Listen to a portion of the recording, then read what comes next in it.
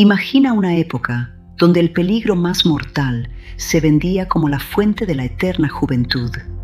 Imagina caminar por la calle en una noche sin luna y ver a una mujer cuyo cuerpo desprende un resplandor etéreo, un verde pálido, casi celestial, que ilumina su rostro y sus manos.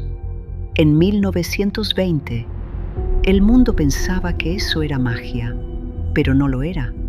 Era radiación, un brillo que no venía del cielo, sino de algo mucho más oscuro. Lo que hoy te cuento no es solo una historia de éxito industrial, es una sentencia de muerte, envuelta en papel de regalo, porque ese resplandor que todos admiraban era en realidad el sonido de sus huesos desintegrándose en silencio.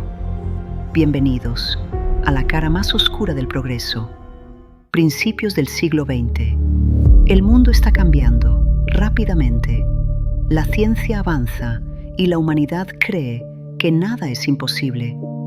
Marie Curie ha descubierto el radio y con ello algo que parece un milagro. Una sustancia que brilla en la oscuridad y emite energía sin apagarse. Para muchos, era la respuesta a todo, la fuente de la juventud, la promesa de un futuro perfecto. El radio estaba en todas partes, en tónicos, en cremas faciales, en productos que prometían energía. La gente lo usaba, sin miedo, sin dudas. Era el material milagroso. La ciencia apenas comenzaba a entenderlo, pero la publicidad ya lo había convertido en un sueño. Se decía que podía curarlo todo. Nadie sospechaba que ese milagro tenía colmillos. En medio de esta fiebre, aparece la United States Radium Corporation, una empresa prestigiosa, moderna, respetada y sobre todo una oportunidad. Ofrecía trabajo bien pagado, estable y limpio. Para muchas jóvenes era un sueño. Imagina la escena, mesas largas y decenas de chicas jóvenes trabajando con precisión, riendo, conversando. Ganaban más que en cualquier otra fábrica y no ensuciaban sus manos. No era trabajo pesado, era casi artístico. Su misión era sencilla, pintar los números de los relojes para que brillaran en la oscuridad. El ambiente era seguro, o eso les decían. Era la ilusión perfecta de una vida moderna. Ellas eran las chicas de oro, admiradas, independientes. Un trabajo limpio para manos delicadas. Pero ahí todo comenzó a cambiar. Para lograr trazos perfectos había una técnica simple, inofensiva: lamer, mojar y pintar. Lame el pincel con tus labios para afinar la punta. Mójalo en la pintura. Pinta. Repite. Cientos de veces al día. Las chicas confiaban en sus jefes, en la empresa, en la ciencia. Y poco a poco, ese gesto se volvió normal. Jugaban con el material. Se pintaban las uñas para brillar. Se lo aplicaban en el cabello para destacar. Reían, disfrutaban, brillaban.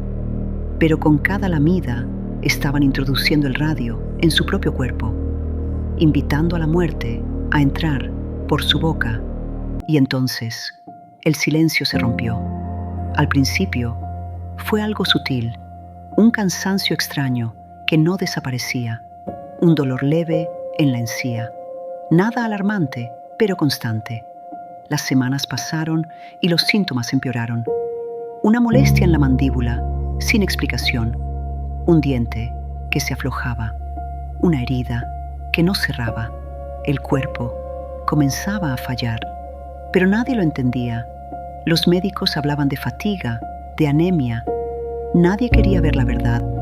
El radio ya no estaba en los pinceles, estaba en su cuerpo, en sus huesos, reemplazando el calcio, volviéndolas frágiles desde dentro. El brillo seguía ahí, pero ya no era hermoso, ya no era especial. Era una señal, una advertencia. Algo ya había comenzado y no se podía detener. Lo que empezó como un cansancio se convirtió en una pesadilla. Al principio fue algo pequeño, un diente que se aflojaba, luego otro, sin dolor, sin explicación. Pero cuando iban al dentista, lo que encontraban no era caries, era algo mucho peor. Mandíbulas que se deshacían, huesos que se rompían al tocarlos. Los médicos no sabían cómo explicarlo, pero pronto hubo un nombre: mandíbula de radio. El cuerpo humano había confundido el radio con el calcio y lo había llevado directamente a los huesos. Allí comenzó una guerra silenciosa. Miles de pequeñas explosiones invisibles, destruyendo tejido, sangre, vida. Una de las primeras víctimas fue Amelia Maggia. Entró al consultorio por un dolor de muela. Salió convertida en una advertencia para el mundo.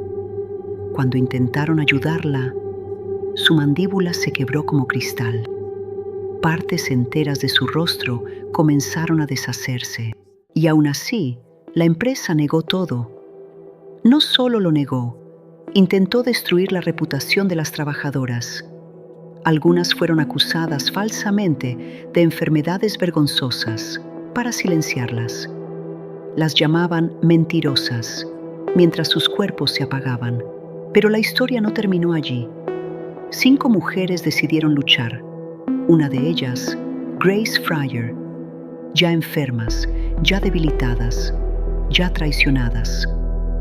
Demandaron a una corporación poderosa en una época donde casi nadie escuchaba a una mujer trabajadora. La empresa retrasó el juicio una y otra vez. Esperaban que murieran antes de declarar, pero resistieron.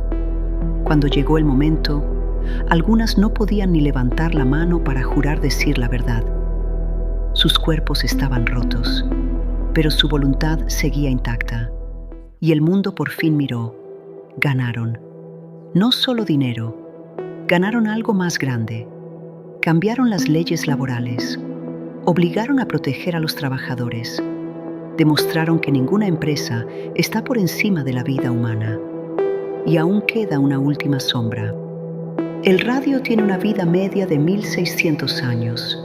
Eso significa que incluso hoy, más de un siglo después, algunas de ellas siguen emitiendo radiación bajo tierra. Siguen brillando en silencio. La promesa de belleza eterna sí se cumplió, pero de la forma más macabra imaginable. Ellas murieron para que otros pudieran trabajar seguros. Nunca olvides sus nombres.